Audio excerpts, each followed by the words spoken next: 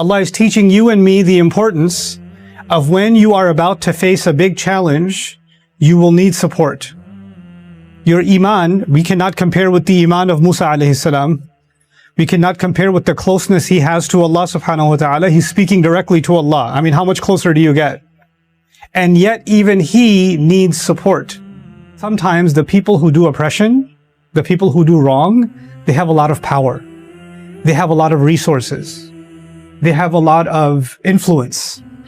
They have a lot of strategies. But they're missing one thing. They're disobeying Allah.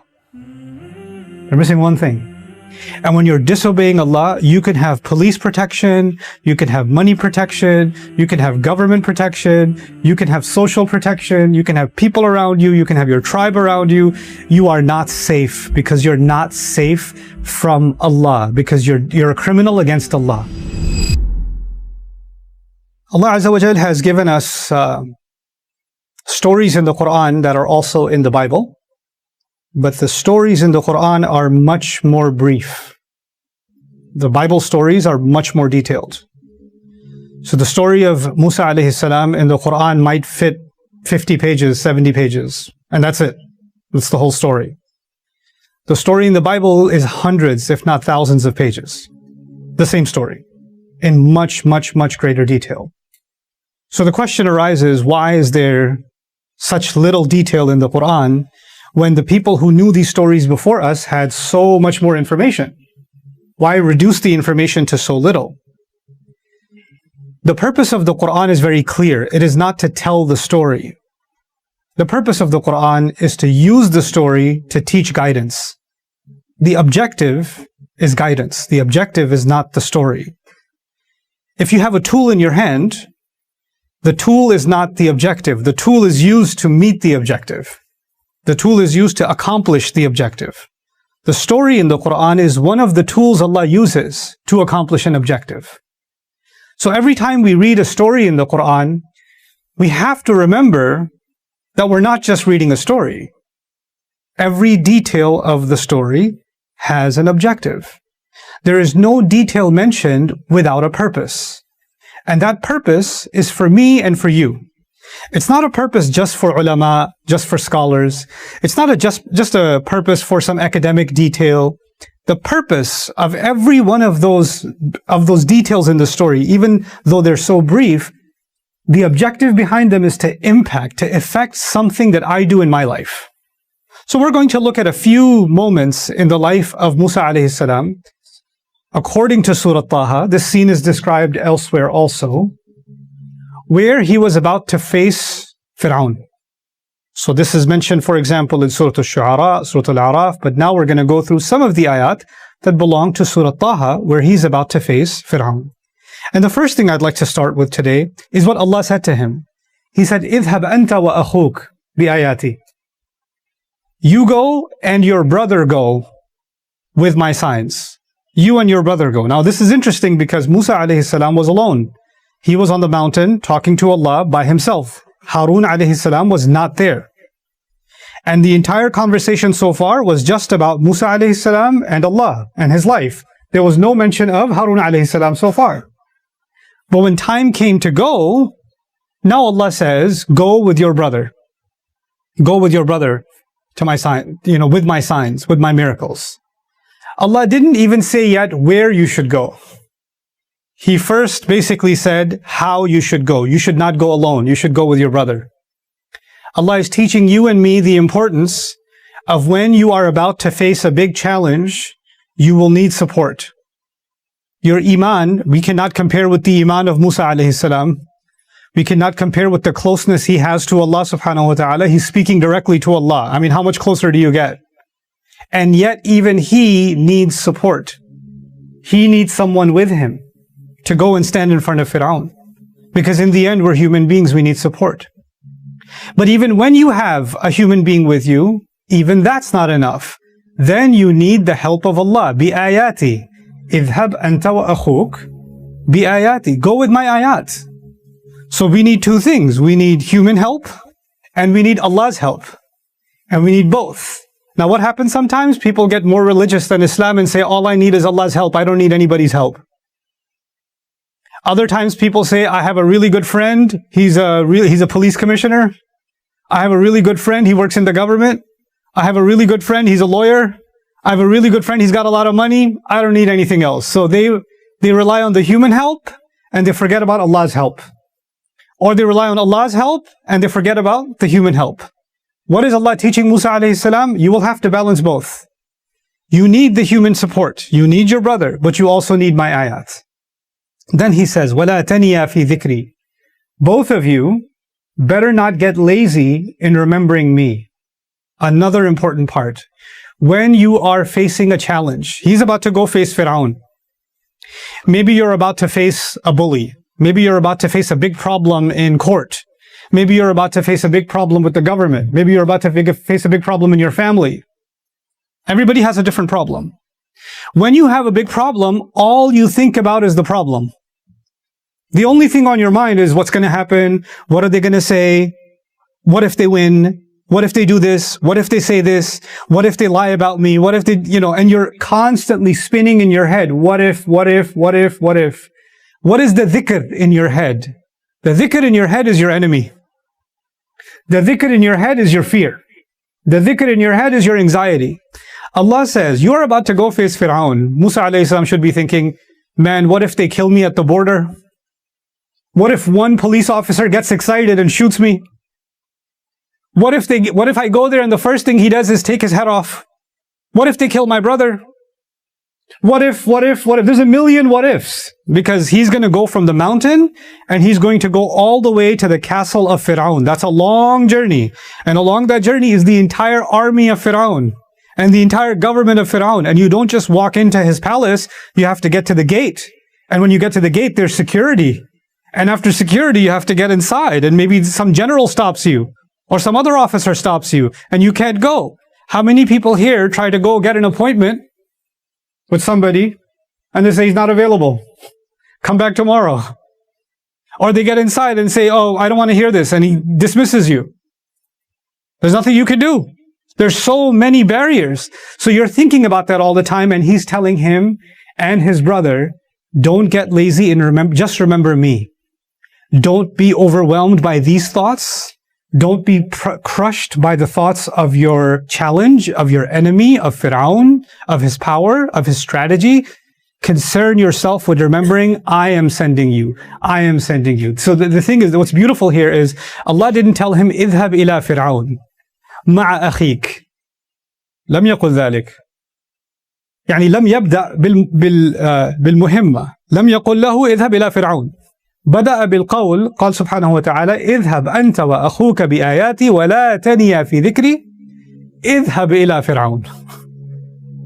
كأنه أمر ثاني. That's a secondary. Yeah, you're going to Fir'aun. Sounds like that's the main objective. That's the main mission. No, that's not the main mission. Your main mission is don't forget Allah. That's your main mission. That's the easy part. That's not going to be the challenge for you. So now, when Allah Azza wa Jal sends him and says, اذهب إلى فرعون إنه طغى. He is the one who has disobeyed. All this time, Musa alayhi salam is thinking, Musa alayhi salam is wanted as a criminal in Egypt. Yani Musa alayhi salam طغى. He's the one who killed someone. And he ran away. And he's wanted for a crime. Allah is telling him, no, you know how you're scared that you're a criminal? Let me tell you, you're not the criminal, Fir'aun is the criminal.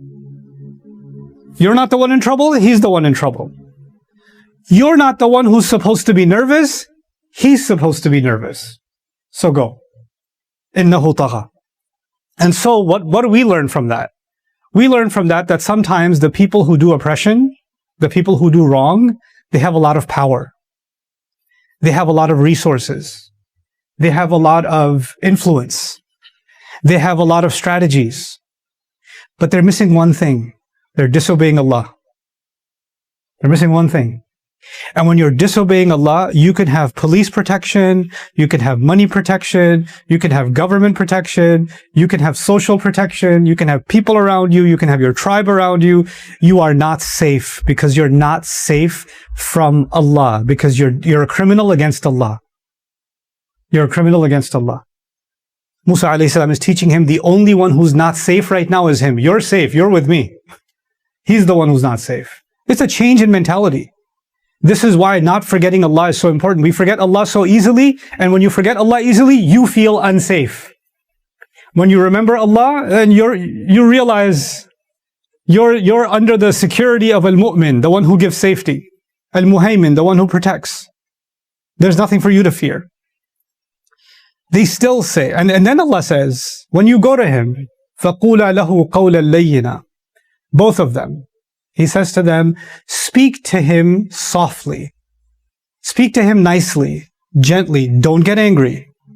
Don't get upset. Fir'aun killed many babies. Egypt killed many children. They made slaves out of the Muslims of the time. They did all kinds of oppression. And when you see him, you remember all the dhulm, all the wrong that he did. It should make you angry.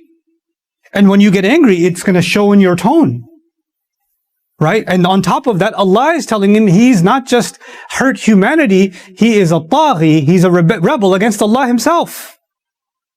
And then even though he's a rebel against Allah, go there, speak softly. Don't let your emotions and your anger and all the injustice that he has done, don't let that change the way you speak. Don't write in all caps. Don't start cursing. Don't start yelling and screaming. No, that's not for you. You speak softly. And this is not just about rahmah. There's something more strategic here too. You see, we as believers, when we say we submit to Allah, بَلَا مَنْ أَسْلَمَ وَجْهَهُ لِلَّهِ وَهُوَ مُحْسِنٌ كَمَا قال subhanahu wa ta'ala. The one who surrenders his face to Allah and he is excelling, he recognizes the presence of Allah. What does it mean to surrender your face to Allah? One meaning is you do sajda, you surrender your face to Allah. Another meaning is this, when you look at someone and your face changes. You see Fir'aun, you're like, it's on your face. أَسْلَمَ وَجْهَهُ لِلَّهِ.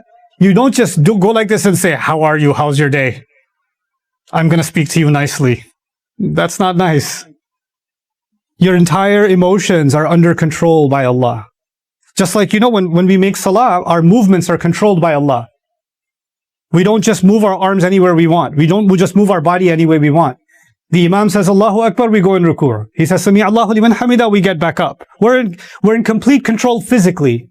Allah is teaching us that when you face your own Fir'aun, you have to control your emotions and stay soft. You have to stay soft. Let the enemy get loud. Let the enemy get crazy. Let the enemy do, but you stay soft. You have to be cool as ice. قُولَ لَهُ قَوْلًا لَيِّنًا. And then you say, Allah says, لَعَلَّهُ يَتَذَكَّرَ أَوْ يَخْشَى. Maybe there's a possibility that he might become someone who actually listens. Maybe even he will change. Now there's two lessons here, very briefly. One lesson Allah is teaching us is, just because you're nice does not mean someone will change. Allah did not say that there's a cause and effect. There's no sababiyya here. He didn't say, قُولَ لَهُ قَوْلًا لَيِّنًا لِأَنَّهُ يَتَذَكَّرُ. لا, لَعَلَّهُ يَتَذَكَّرُ. Maybe. That's a possibility. Allah is not giving a guarantee. So you don't say, man, I was so nice and I tried the nice way. It didn't work. Allah is not saying the nice way is going to work. Allah is saying, I'm going to leave that possibility and you need to be humble. Allah controls the possibilities. Your behavior does not control the possibilities. Your behavior is just about you. It's not about the possibilities. It's not about the results. When I'm facing a challenge and I'm being kind and I'm being met with ignorance and I'm being professional and I'm being met with unprofessionalism, if I'm being respectful and I'm being met with disrespect, something in my head says, why do I have the gloves on? I should take the gloves off too. If they're talking like this, I should talk like this too. Allah is telling us to control that. You stay composed. This is an amazing lesson for another reason. If you were watching the debate between Fir'aun and Musa alayhi salam, if you were in the room, and Musa alayhi salam remains calm, and Fir'aun keeps getting louder and louder and louder. As you're watching, who do you think is winning? You don't think that the quiet one is losing. You think that the loud one is losing, because the quiet one is completely unmoved, is completely relaxed. The loud one is showing his weakness by getting loud. The loud one is showing that he's starting to lose by losing his composure. And this is actually very strategic. So Allah told us, this is how you really face an enemy. Speak softly, and maybe they will go through a change. That's a possibility, but that's up to Allah. لَعَلَّهُ يَتَذَكَّرْ أَوْ يَخْشَى. قَالَ رَبَّنَا إِنَّا نَخَافُ أَنْ يَفْرُطَ عَلَيْنَا أَوْ أَنْ يَطْغَى. Both Musa alayhi salam and Harun alayhi salam, they mention a concern. It's very realistic. Ya Allah, we will obey you. We will be kind. We will speak to him. But he doesn't follow any rules. We follow your rules. He doesn't follow any rules. In your life, you will have challenges. You will have people in your life that will create a problem for you that don't have any rules. Nothing is haram for them. Nothing is too low for them. They will lie with a smile on their face. And they don't have to be Fir'aun. They could be a Muslim. They could say Wallahi, and then they can cry and then say the biggest lie in your face. Without it, and you'll be shocked. Like, how do you do that? No. You'll see that. Because they have no restrictions. And so how do you fight an enemy if you're in a boxing ring and the other guy has a chainsaw? If you're in a boxing ring and the other guy has a gun, it's not a fair fight. What just happened?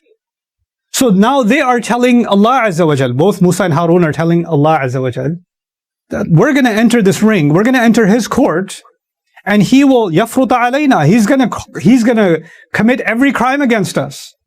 He's going to cross every line. He has no limits. He has no rules. He's not bound by any restrictions. He's going to do whatever he wants with us. And so how are we supposed to defend ourselves?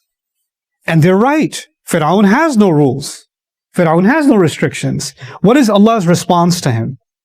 It's actually quite an amazing response. Musa alayhi salam is told, when he says this, قَالَ لَا تَخَافَا إِنِّي مَعَكُمَا أَسْمَعُ وَأَرَى. إِنَّنِي مَعَكُمَا أَسْمَعُ وَأَرَى. Neither of you need to be afraid. I am with you. I am with you. Now, I'm going to conclude this khutbah here, but I want you to understand the visual here. Imagine somebody who's talking very badly with you. Yeah? Even ready to commit a crime.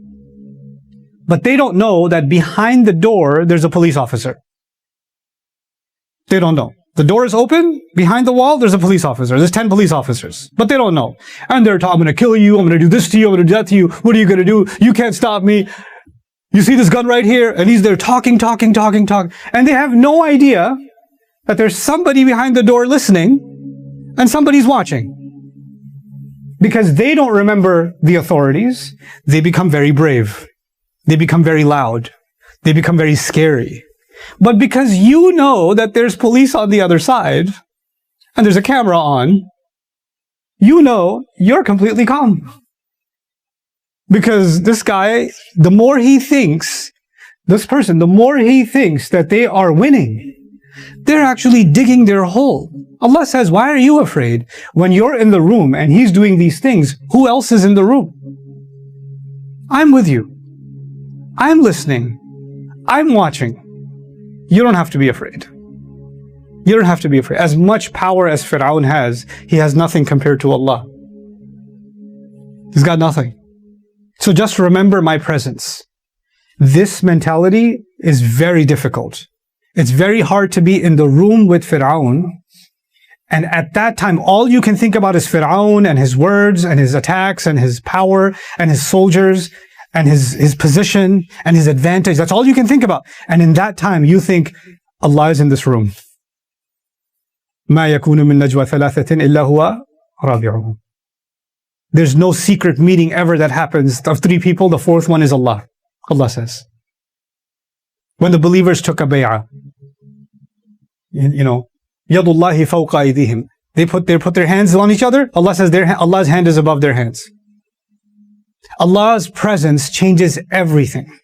Now, Allah is always there. His presence is always there.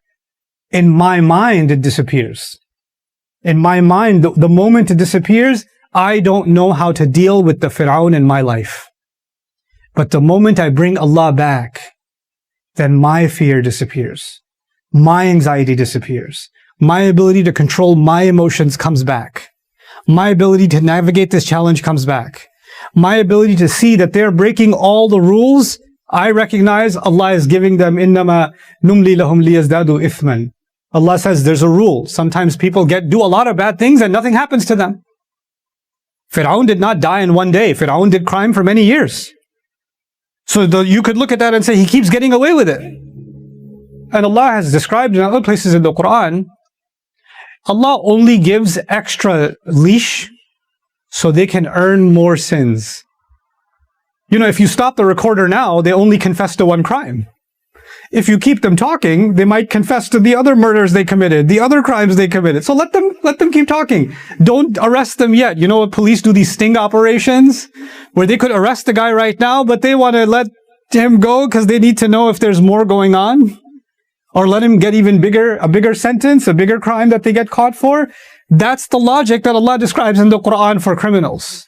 Allah sometimes gives them a leash, an extension, so they can do some more damage, not to you, actually do some more damage to themselves. When you and I understand this, then the biggest challenges in our lives become easier to deal with. They become easier to deal with. Allah gave us this extreme example of one man and his brother standing in front of the most powerful dictator of that time. He's standing in front of him and he's telling him, don't be afraid. Allah is there. If Allah has given us that lesson, then we should know that we can face any challenge with the remembrance of Allah. La taniya fi dhikri.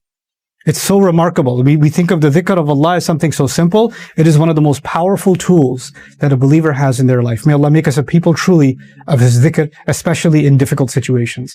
Barakallahu li wa lakum fil Qur'an al-Hakim wa nafa'ani wa iyyakum bil ayati wa dhikr al-Hakim.